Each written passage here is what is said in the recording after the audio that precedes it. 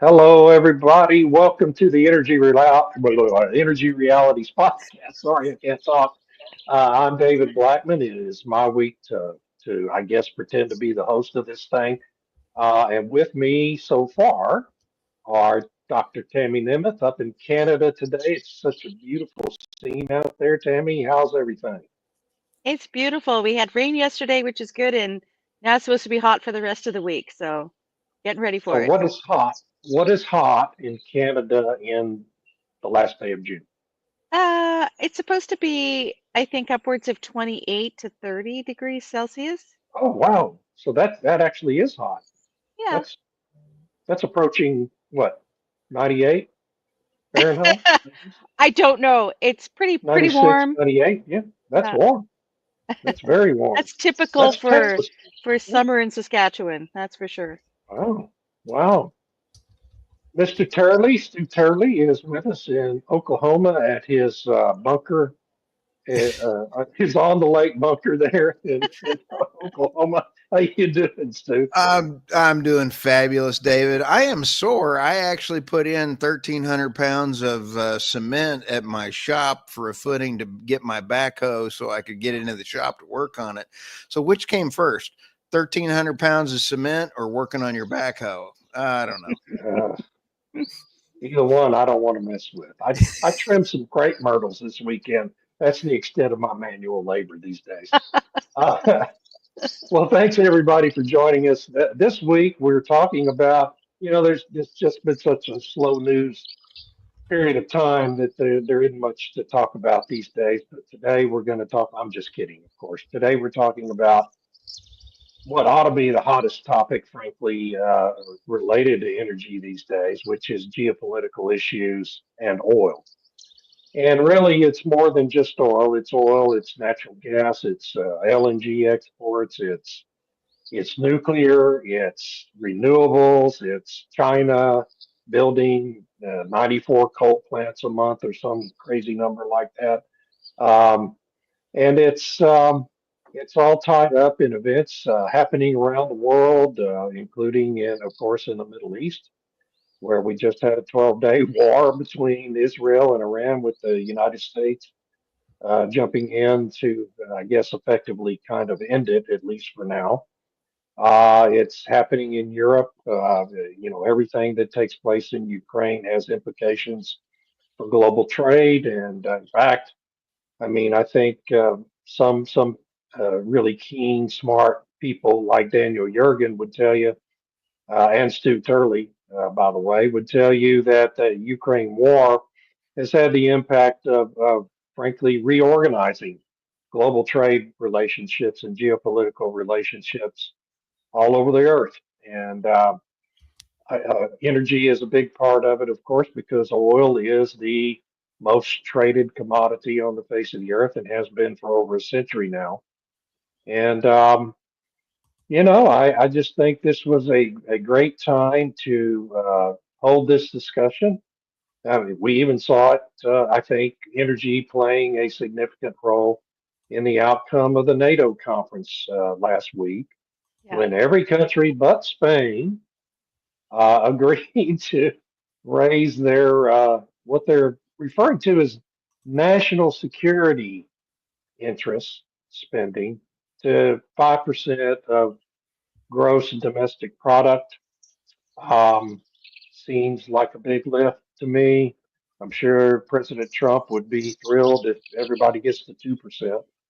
And many countries are at 2% now, thanks largely to his arm twisting beginning a decade ago. And Tammy, what do you think? Is every NATO country but Spain going to get to 5%? It depends on how you calculate that 5%. So apparently in the NATO agreement or communique or whatever, it's 1.5% is quite flexible, where it could be spent on things like critical minerals or infrastructure, which then leaves it, 3.5% for real actual defense spending. And I guess, as we've said before, spending you can throw money at anything. That doesn't mean you're getting something good out of it. I Right. could spend a Exactly. couple billion and not actually have any guns or tanks to show for it.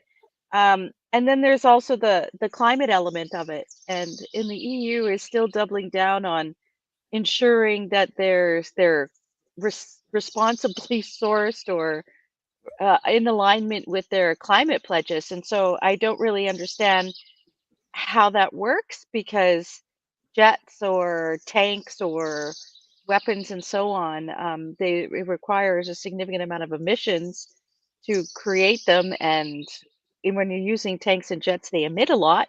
So they have to use sustainable aviation fuel, in a war situation or whatever. But I mean, Britain was showcasing that when they had the big royal flyover a few weeks ago. They were bragging about how they use sustainable aviation fuel in the fighter jets that flew over and whatever. So I don't know. I think it depends on how big of a risk they think they're at for an actual military engagement or some kind of confrontation. Because it only seems to be when there's like an emergency that stuff gets done. Yeah. So will they actually commit if peace is on the table and things settle down in the world? I don't know. But this seems to be a good excuse for increasing investment in other things. Like, for example, Canada and the EU signed this new trade and defense arrangement or something. And I haven't really seen a lot of the details around it. The agreement is quite general to some extent, what they've released to the public, and it has like all these different points, and climate change is a huge part of it. Granted, it's farther down in the agreement, but it's still significant. And there's supposed to be this joint EU Canada um, investment in critical minerals. So I think, David, you had sent around something earlier this week about the new China-US trade deal and how critical Yes. minerals is a core component of that.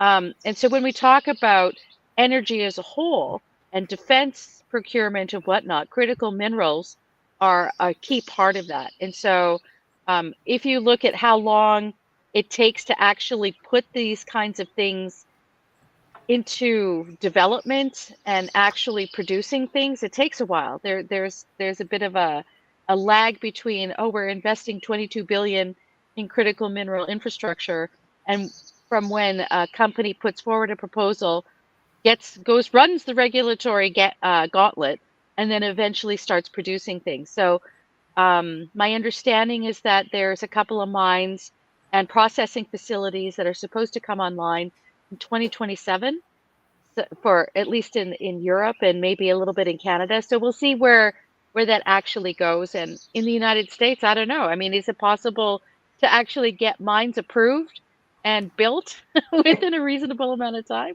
It's as bad as Well, Canada and Europe. So time will tell. Hi, Irina. yeah. Hello. Hi, Irina. We've been joined by Irina Slav in Bulgaria. Irina, how are you today? I'm great, thank you. I was just running late with my errands. Sorry about that. Well, that's never happened to me before. So, yeah, kidding, of course.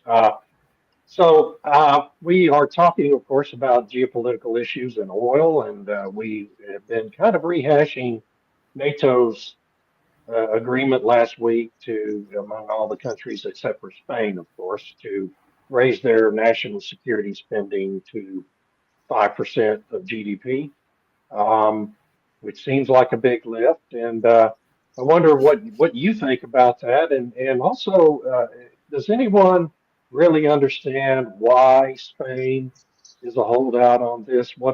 Is it just that you've got a socialist government and they're just not going to do it, or is there another big motivating factor behind that I'm not aware of?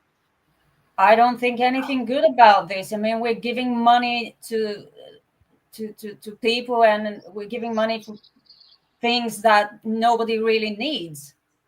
Yes. And now we're going to give more money to NATO for what? We just received one F-16 aircraft under some contract with the American government from years ago. and it wasn't for just one aircraft, but we just got one. That's totally going to help who knows what. I respect Trump's desire for other NATO members to contribute more, more. But, a lot of us don't really want to be in NATO. We don't feel like NATO is making us safer. And if you think about the level of indebtedness in the Eurozone can't afford more spending on anything, be it defense, be it energy. They can't afford it. That's why they're accepting Bulgaria in the Eurozone, so they can spread the debt to more members. Yeah. I mean, France's indebtedness, I just saw some new figures, is 114% of GDP. And they're going to spend more on NATO. Yeah, let's just bankrupt the whole thing. The faster it happens, the sooner it ends, the better. So the healing process could start.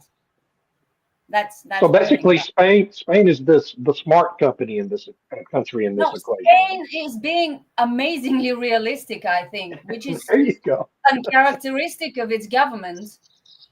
But maybe they really can't afford it and can't lie about it.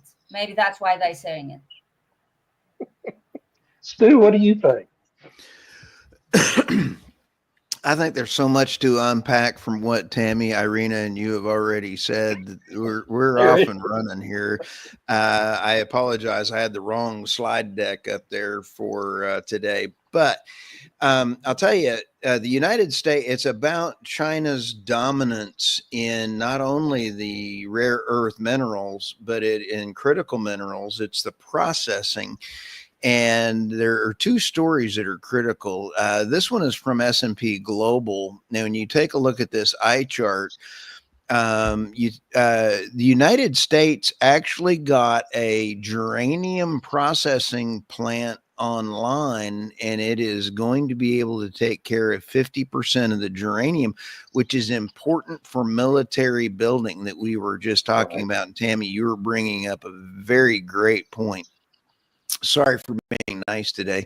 It's my normal mode of being a real jerk. So, but this is important that we do get this. And if we don't get the regular, it takes 20 years to get a mine operational, but we've got a fast track. This one plant is being fast tracked into less than 16 months. And it's almost ready to start turning on, which is huge. We can do it when we want to do it, right? Yes. And this article from the S&P Global was also fabulous in taking a look at the total discussion that we have going on here, in having a look at all of this stuff. They do an outstanding job over there. But I think this is also bringing up a big point, and that is, I think China's economy is in worse shape than they're admitting. And I just put out on my Substack, that's why they are now starting to talk to President Trump. And when you take a look at how bad off they are, and David, you mentioned the trading blocks. So we have the trading blocks of Canada, the EU, and the UK are aligned with net zero policies. You have China that is over here in financial collapse. I can't stress this enough. They are having some serious problems. So the losing group of the UK and the EU are going to align with one that's already in financial control, and holy cow, Batman. And then you have the new trading blocks of Saudi Arabia, the UAE, Qatar, Russia, India. You have all these trading blocks now coming in, and the US pigpiling on this. BRICS is going to be redefined and thrown off on the side. So this is a huge thing related to oil and critical minerals. All this comes into play. Yeah, that last point you just made about BRICS, is enormous. How much time and energy have we on this show and many others put in over the last 2 years talking about the rise of BRICS as a global powerhouse, right? That could rival the G7. And now suddenly things are being reorganized again, even as that group was expanding and really becoming increasingly influential. Now we have yet another kind of reorganization of trading blocks globally, and it just seems like everything else since Trump came on the scene in 2015. Now I've remarked about it many times. Is the daily news cycle just accelerated exponentially, and it continues to accelerate, and that's reflected now, I think, in these global events. I mean, just think of how many historic global events we've experienced in just the last couple of months. Yeah. It's like 5 years worth of historic events. Really, over the last year, we've had a decade of it. And it just continues to accelerate, and that's impacting, global trade, and just like it impacts anything else. And it really is amazing how a single person who doesn't buy into the globalist agenda and opposes how Washington D.C. has functioned for the last 40 years, uh, can kind of turn over the whole apple cart. It's really an extraordinary thing to have lived through. I'm not sure what my point is there, but it just feels like geopolitics is not immune to that. Tammy dropped this into the chat, the private chat here, and I just wanted to share this. This looks phenomenal, Tammy. Thank you for sharing that. Yeah, Oh. so this is the G7 Critical Minerals Action Plan, and it's about really, as they state, to overcome the risks and to the resilience of the critical mineral supply chain. They want to start this trade war with China when China holds the cards of all of these critical minerals.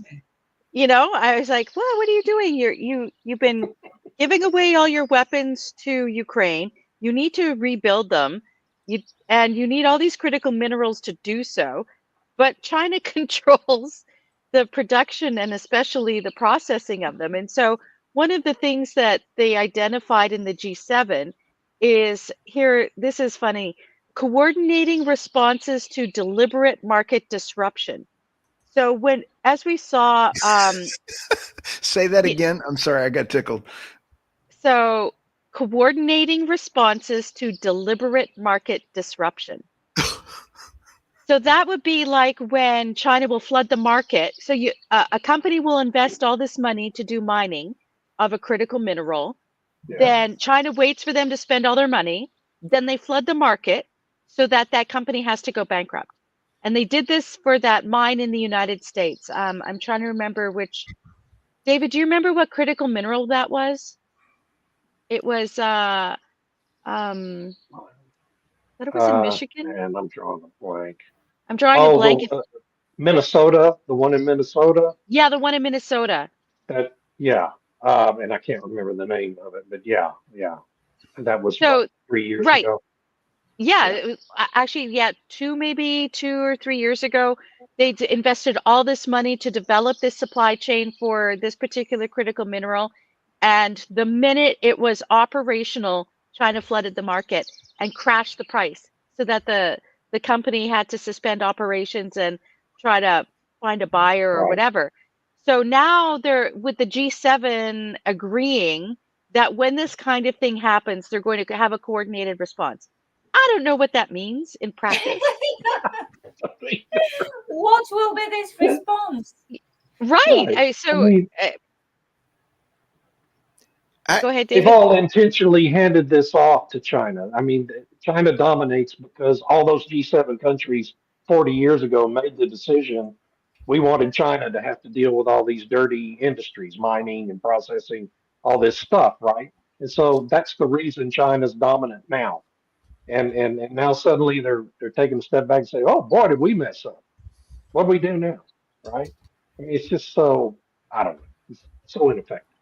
Well, Tom has a really good point there where he said, if Yes. uh, is it true that the United States does not have these rare earth minerals, or is it that we're not willing to mine them and would rather mine them somewhere else? And that really ties into what you just said, David. So it's the same thing in every Western country, and it's not just that we want these other countries to mine these dirty things. It's because the environmental movement and their funders have been instrumental in preventing that development from going on. So, like in Canada, it's that they're talking about there's this ring of fire in the Canadian Shield in Northern Ontario that has absolutely everything. And the minute they said, oh, we want to develop this now, this is really important, the Indigenous people and the backed by the environmentalists said, no, you can't touch it. So what are you going to do when you have all these great resources, but the activists within your own borders are preventing you from developing them? So, I mean, the countries are going to have to think going about, with the activists rather than with common sense. right, Right. right. May Well, I? at some point, the government's going to have to say national security matters. May Right, I but add? there's, Oh, go sorry, ahead. sorry, Tammy. I am so sorry. May I add that Tom's point, is it true that the U.S. does not have these rare earth minerals, or is it we're not willing to mine them? I would also like to add, we're not willing to process them. I think it's not, we have them. The United States is not willing to process them. And processing is the critical part. We have more critical minerals in our 51st state of Greenland. It's a joke, but I mean, there are more mines up there and they're more critical mineral. It's not China has the grip on the critical minerals themselves. They're everywhere. It's the processes and the processing, in my opinion. Well, let me give you an example. So the government of Saskatchewan had promoted through various incentives and whatnot at the University of Saskatchewan, one of the critical mineral processing facilities, and they developed some new technique. It was really great. So they helped support this. And a couple of years ago, they were at a point where they could go into live production and they were looking for an investor and a buyer. No one would touch it. China was going to buy it and shut it down. And so then the government had to intervene and say, well, wait a second, no, we don't want China to buy it and then shut it down. And so I think the government is still trying to keep it open. So here we have an actual processing facility, and they can't get the Oh, no. investors to take it over. Why is that? Why is that? There, I threw it up there. I would not personally want to invest in Canada, the EU, or UK. Personal opinion, because of net zero. So just my personal opinion. I'd like to respond to SRB's comment that if NATO is so obsolete, Irina should explain why Finland and Sweden were so eager to join NATO. Oh, yes. Irina should not explain anything, my dear SRB, because Irina doesn't live in either Finland or Sweden. And what they do with their foreign policy is their business. And I'm going to be a real jerk today. I think the United States You needs said to you were back. good. I think the United States needs to back out of NATO, but that's just me. Well, so yeah, and I tend to agree with that. And I think Trump tends to agree with that, but it's not the topic he wanted to deal with this year because No. there's so many other things. Yeah, and he And probably so doesn't want to do it so bluntly, you know, so he's Right. offering them a way out. Just pay up Right. or shut up. But I do think Okay. so. His focus is ending the war between Russia and Ukraine. Yeah. And once there's an agreement and a settlement of that war and it's brought to an end, I believe, this is just my personal belief, we'll see Trump then move to say, we don't need NATO. We're going to bring Russia into the G7, make it the G8 again, We don't need NATO. We're going to disband NATO and stop spending all these billions of dollars on an organization that is obsolete.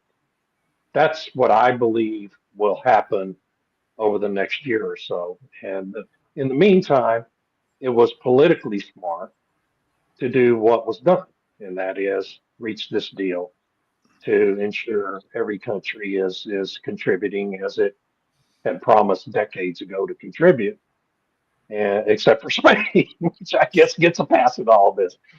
Uh, Gail Campbell Andrews, I want to highlight this comment too because it's really on point. Doomberg Yeah.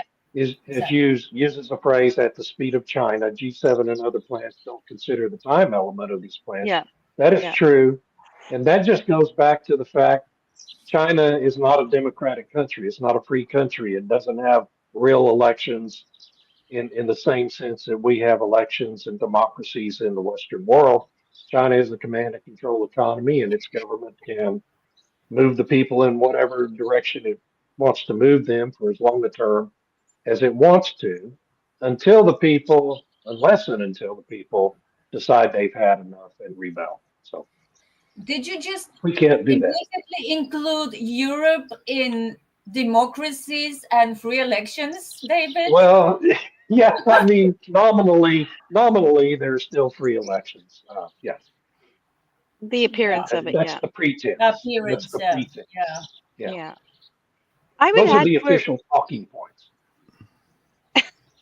But yeah, the time I'd add- factor is really important. for sure. I'd add to the Sweden and Finland positions there. I think there was a lot of pressure from the European Union for them to join, and because it was about expanding the NATO, expanding the response to Russia. But I don't see how Russia could join the G8 when Europe is doing everything in their power to continue to alienate Russia. Like the fact that they have this legislation that they're introducing that would ban the use of Russian natural gas, LNG, or pipeline starting next year. Yep. And Germany wants to put a thing in there, a legislation to say they will never, ever restart Nord Stream. Yep.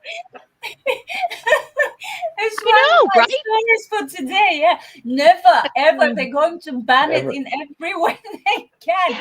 Why are you so afraid of? Just don't buy the gas. Right. Why do you have to ban it like that? I mean, Yeah. But we talk about Otherwise, they can't help democracy. themselves. We talk Well, about sorry. democracies. Reports are at the record for last year. Sorry, Tammy, I interrupted you. No, please go on. All this is happening while Russian LNG imports are running at records, or were running at records.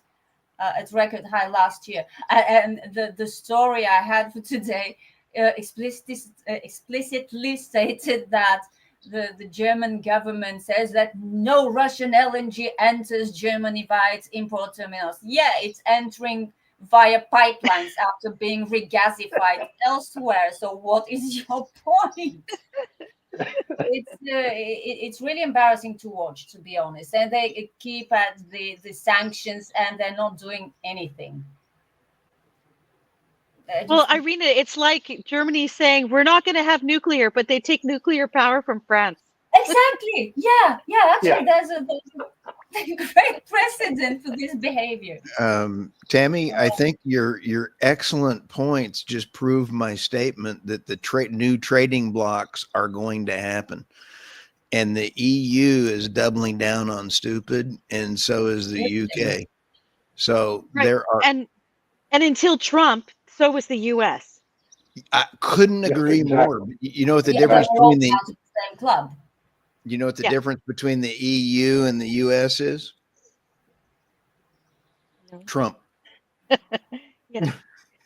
But so now we have Governor Carney. I would say he's the governor of the EU, from the EU. He's going along trying to say we're the most European country outside Europe, which is such an insult to a lot of Canadians. What? And he keeps repeating this. It's so offensive. But in any event, he's tying us like to everything that Europe is doing instead of learning the lessons. It's like just wanting to drag Canada down further. And to me, this is sort of like America's best friend is no longer a best friend. And they're trying to spin it that this is Trump's fault. But I think the reality is, Canada is not behaving in a way that is good towards who our biggest neighbor is. Tammy, may I ask you on the latest? I know this is not on critical minerals, but what is your opinion on the latest tariff war with Canada going on this morning? Well, with that digital services tax, which is insane, Justin Trudeau brought that in. There's so many of the people in Carney's current cabinet were in the Trudeau cabinet responsible for this legislation. And somehow they forgot to tell him, wow, this is going to be really bad. And it's likely Trump's going to react.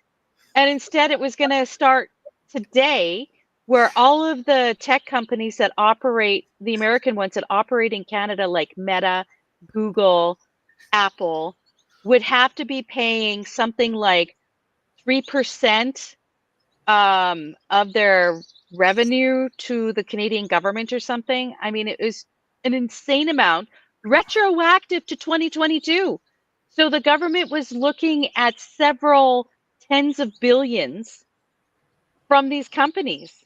And Trump said, yeah, no, this isn't going to happen. And so late last night, the Canadian government issued a statement saying they were rescinding that legislation. But you can't, the Parliament's not sitting.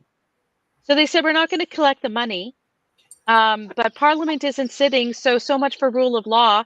You have to be able to go to Parliament and rescind things. But apparently he can just make an executive statement in Canada, which you can't, but if they are, and they're not going to collect that money now because Trump called off all the trade talks. And I guess now they're back on towards the end of July or something. Bloomberg put out a thing this morning saying that Canada is reconsidering just to get Trump to the table. I don't think Trump is going to let him off the hook that easy.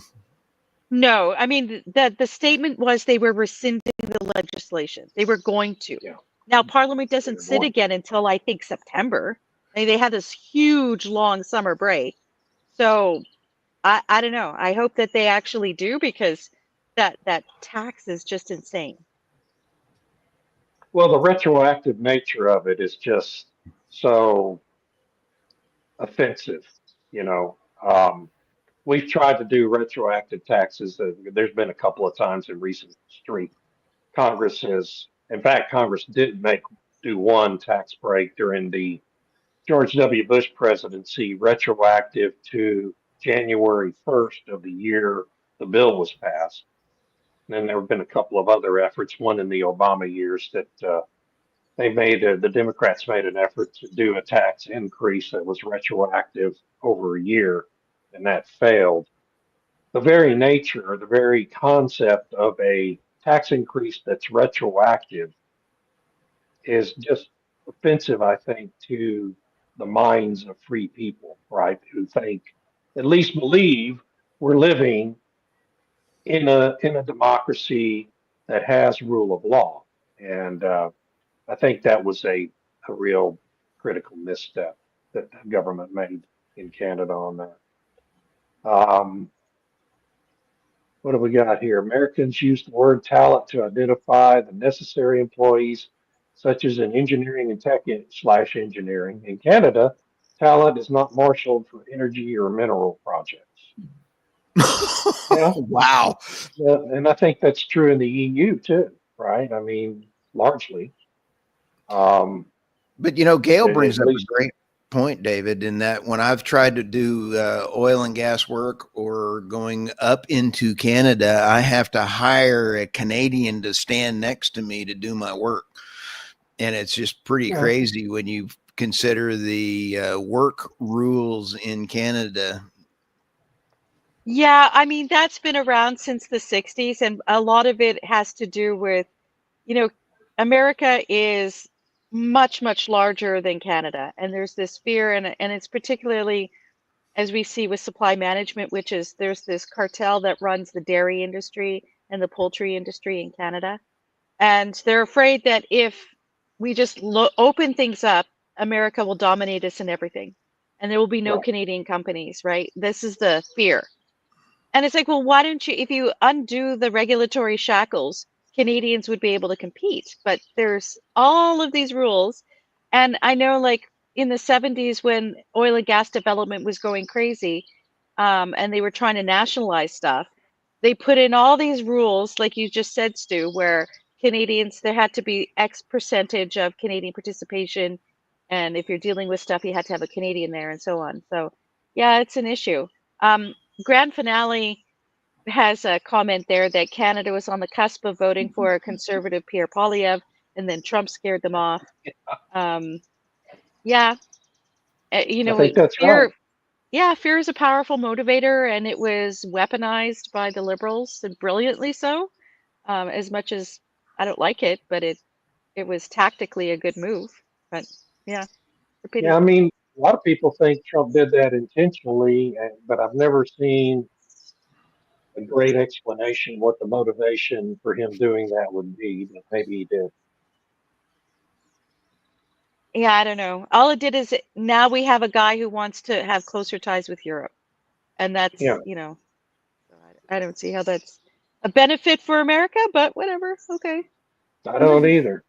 Quite honestly, I think it would have been. Or for Canada. Oh well. Yeah. Anyway, I'm not Canadian, so I don't have a say in it. Hush.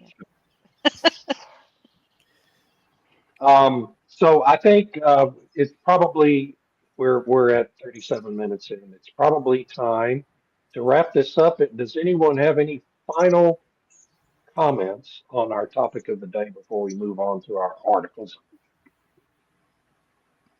Hearing none. Congress should Stu?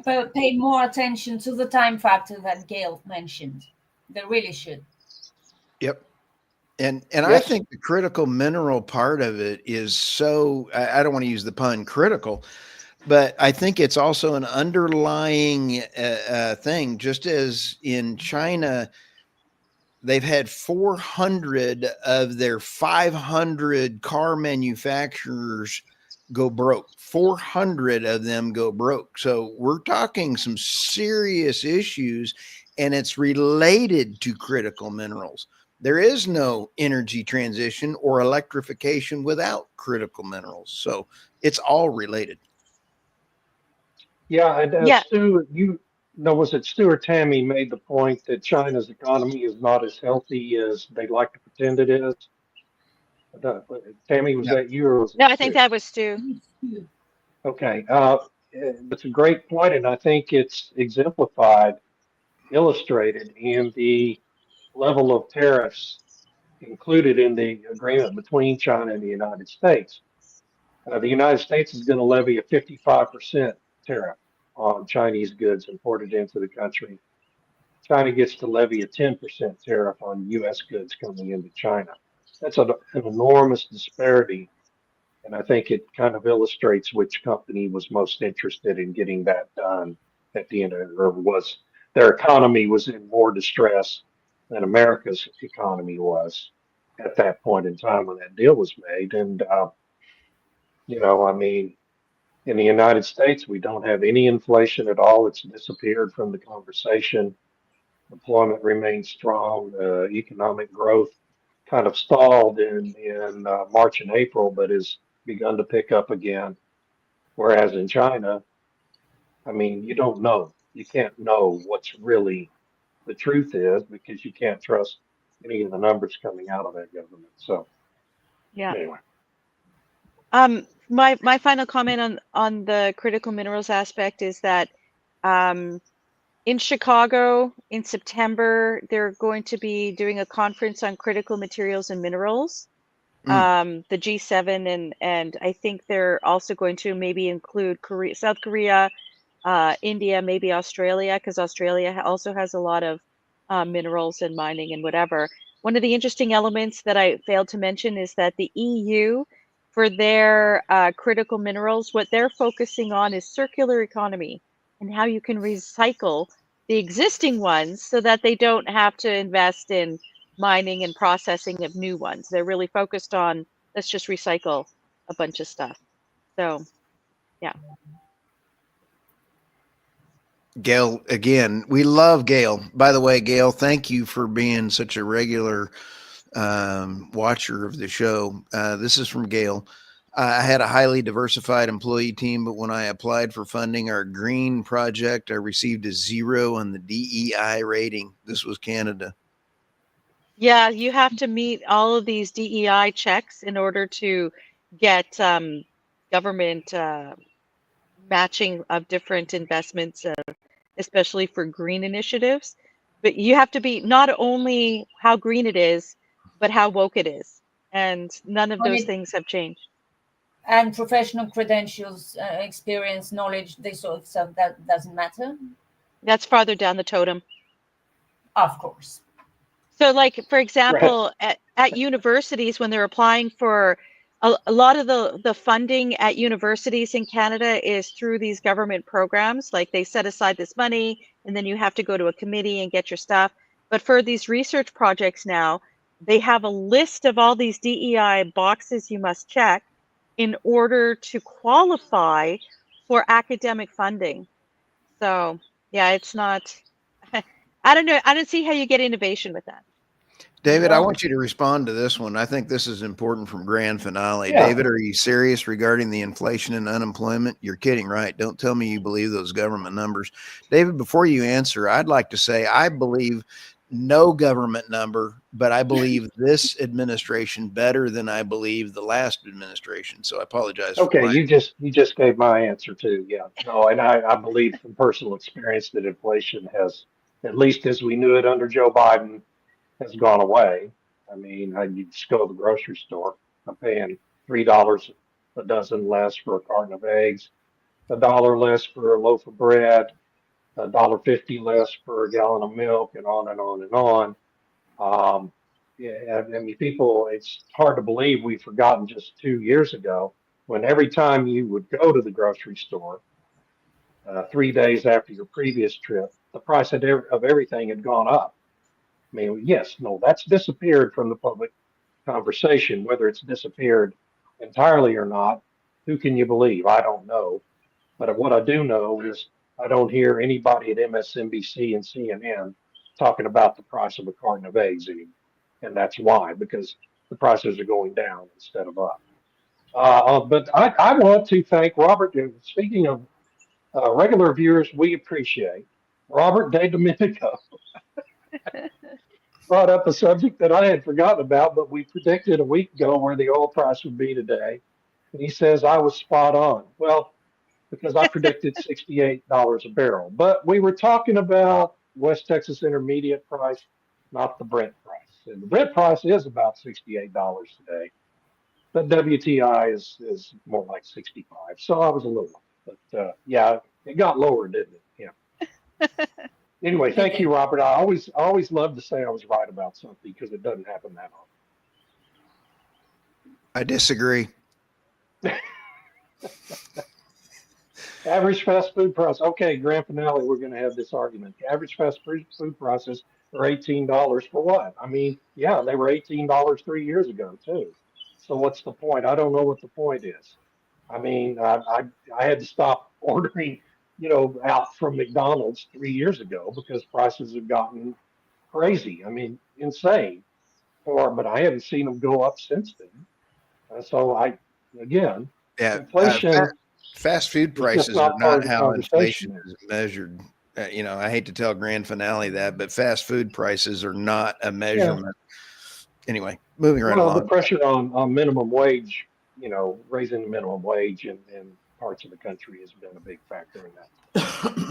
Well, with inflation and unemployment, those things take a little bit of time to alter. Like, I don't doubt that in the United States, there's been some marginal improvements over the past since Trump came in, but I think you might need a little bit longer. And I agree. I don't believe any government numbers.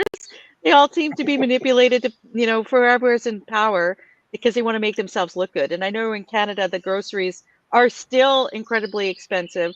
They haven't really gone down. Yeah. The only thing that's gone down is gas prices so far, and the removal of the carbon tax hasn't really flowed through to the rest of the supply chain. So who knows what will happen.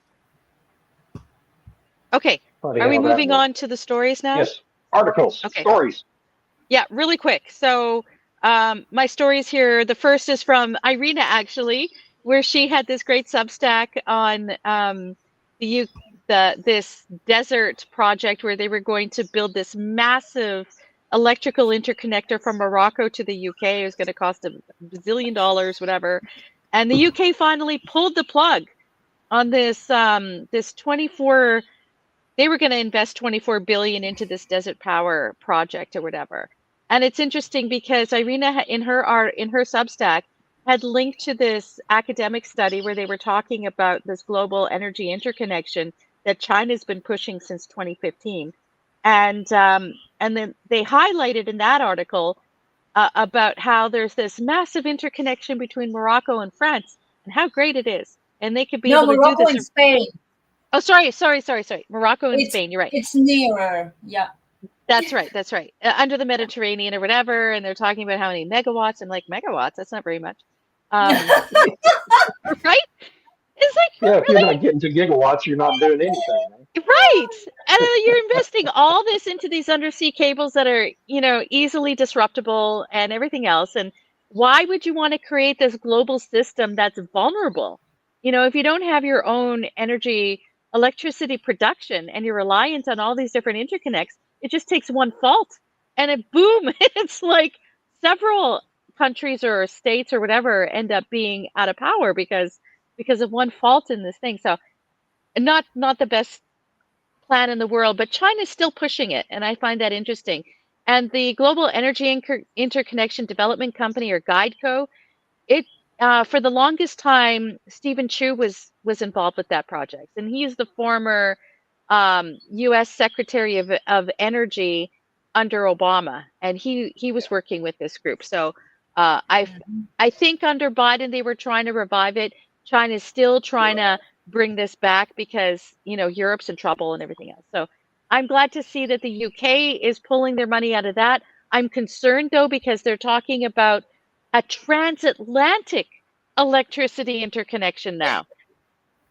So if you think going under the Mediterranean or through the around the coast of the Atlantic from Morocco over to the UK is bad, they're thinking of building one from the UK to Nova Scotia or Newfoundland and to help supply Canada or something. I mean, it's stupid, but they're talking about it. If they can find an investor, that'll be interesting. Well, the first thought that occurs to me is that if you did that, you could move the transatlantic ships by like cable cars, right? You could just let them link in and have electric ships going back and forth across the yeah. Well, through the North Atlantic in winter. Okay, Yeah. sounds good. Amazing idea. Well, you'd have to have Icebergs an coming icebreaker by. in front of them. Yeah, you just need an icebreaker to lead them, right?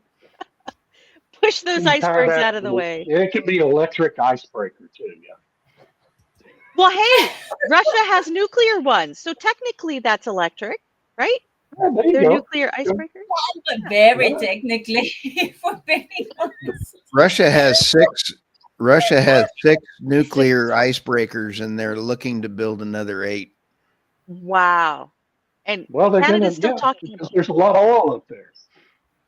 And they have a bunch of defense installations up there through the various Arctic things. And China's also. The Northern cooperate. Passage Robert is De Domenico makes a key point here about line loss. I know. Transatlantic line loss would be incredible. I can't wait to see what that would amount to. I know. It It's will like, be entertaining, I'm sure. yeah.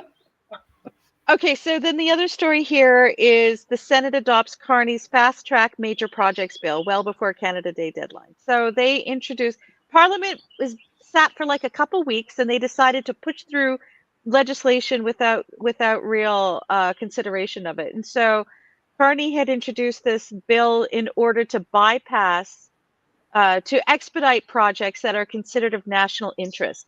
There's 5 criteria, really vague. So basically, it puts in the power of the cabinet, like that's running the show, to bypass Parliament and the proper process for projects that they decide are in the national interest. They suspend various elements of existing legislation. So it puts a 2-year limit on environmental reviews and all these different kinds of things, so that supposedly projects can start breaking ground within 2 years.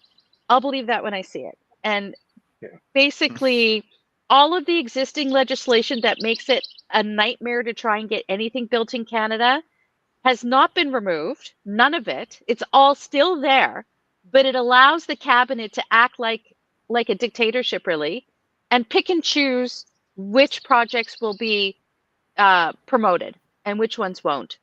And so Alberta and Saskatchewan are thinking, wow, this means pipelines, because surely a pipeline to the coast in order to help Asia or Europe would be considered in national interest and geopolitical security and so on. But that's really not what Carney's talking about. He's talking about expediting a interconnect from Nova Scotia, New Brunswick, Newfoundland to build wind turbines off the East Coast and ship that electricity through interconnectors to Western Canada. Boy. And to do mining. But the environmental groups and the Indigenous people are really upset and saying, no, you have to follow this process. So if this actually works, I don't know. But I think the projects that will be approved are ones that are in alignment with net zero and not necessarily about increasing oil and gas production. Okay, those are my Wow. stories. Hey, David, this is a great line, and this is from Robert. Love Robert. I would love to be a guest on here someday, or even to have a call on the topic of economy, efficiency, and last mile distribution and delivery. Well, we can make that happen, Robert. Hey, yeah, that would be great. I would like to open this up before we move on to the next thing, and that is, I would like to have a regular special guest of our regular listeners of Energy Experts that come on and have it as a regular policy. So, outstanding point. And your Substack?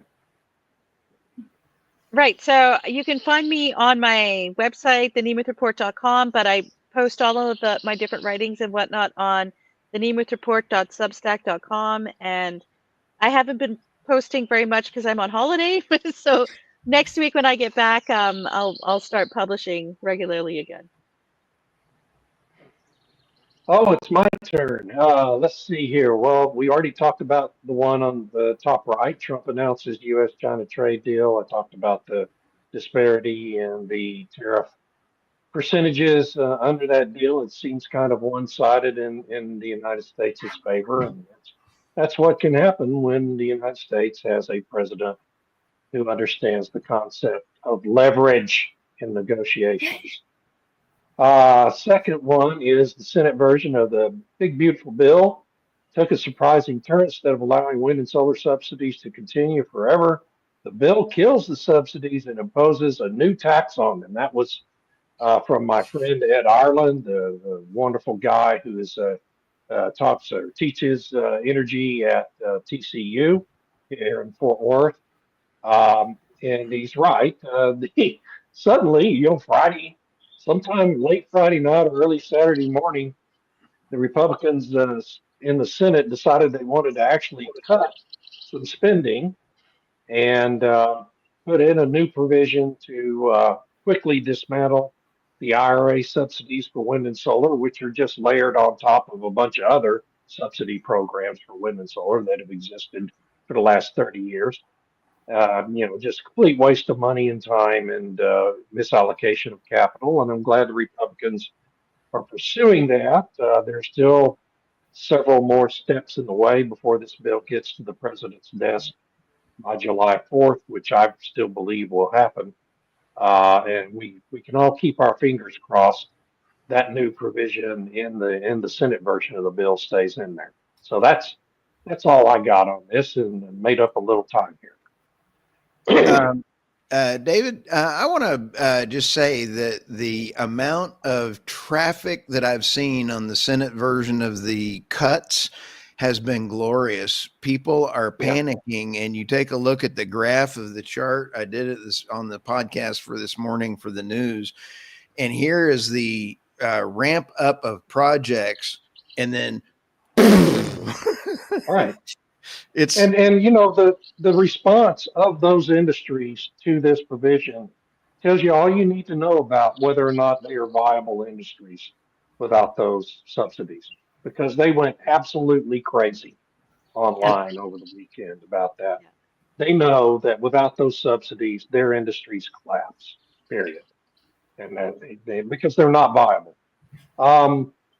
Oh yes, my Substack is Blackmon.substack. It's called Energy Transition Realities. I wish I hadn't included the word transition in that title 3 years ago when I created it, because we're not in a transition, as I think we all realize at this point. But great continue job. anyway.